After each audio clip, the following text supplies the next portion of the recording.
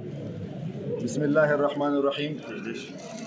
لکه څرنګه تاسو ته معلومات دي چې زلنګو کې د مدارسو ولا یو تنظیم دی تحفظ مدارس دینیه په نامه باندې،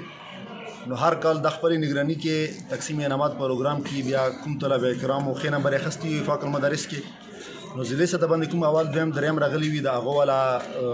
باقاعده نمونه پیش کیږي او هغه ته انعامات میلاویږي. نو الحمدلله مو جامعة العلوم الاسلامیه زرګری مدرسې دریم کال د په تسلسل سره د دې شعبه تجوید طلبه کرام په انعام کې راځي او همدې کالم الحمدلله 2021 او 2022 کال طلبه کرامو کې دواړو کسان په ټول ضلع کې اول نمبر باندې راغلو.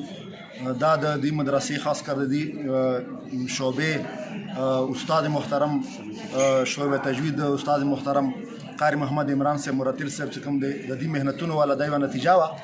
او د تاسو ټولو دعاګانې وي او د عوامو کوم موږ سره تعاونونه کوي د مدرسې والا